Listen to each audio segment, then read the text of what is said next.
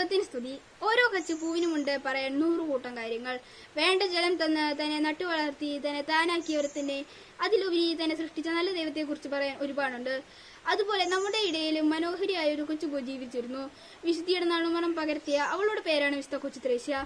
1873 ജനുവരി 2-ാം തീയതി ഫ്രാൻസിലെ അൽസോൺ എന്ന കൊച്ചു ഗ്രാമത്തിൽ ഏവർക്കും ആഹ്ലാദം പകർന്നുകൊണ്ട് ലൂയി മാർട്ടിനും സെലിഗരനും തന്റെ ദാമ്പത്യ വലരയിൽ വിരിഞ്ഞ 9ാമത്തെ പുഷ്പമായിരുന്നു വിശുദ്ധ കൊച്ചു ത്രേസ്യ.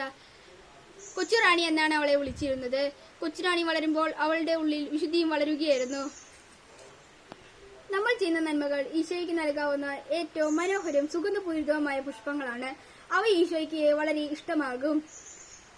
ഇത് നന്നായി മനസ്സിലാക്കിയ കൊച്ചുറാണി എല്ലാ ദിവസവും താൻ ഉറങ്ങുന്നതിന് മുൻപ് താൻ അന്ന് ചെയ്ത നന്മകളെ കുറിച്ച് പരിശോധിക്കും. എന്റെ ദൈവവിളി സ്നേഹമാണെന്ന് മനസ്സിലാക്കിയ കൊച്ചുറാണിയുടെ ജീവിതം 24 വർഷം മാത്രമേ നീണ്ടു നിന്നുള്ളൂ.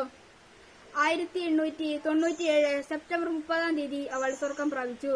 1925 മെയ് 1-ന് 11-ാം പിയൂസ് പാപ്പ അവളെ വിശുദ്ധിയായി പ്രഖ്യാപിച്ചു. പ്രാർത്ഥനയിലൂടെ സ്നേഹത്തിലൂടെയും പുണ്യവതിയായി തീർന്ന വിശുദ്ധയാണ് വിശുദ്ധ കൊച്ചു ത്രേസ്യ. മാതൃക ജീവിതം ആഗ്രഹിക്കുന്നവർക്കെല്ലാം അവൾ ഒരു വഴികാട്ടിയാകട്ടെ. ആമേൻ.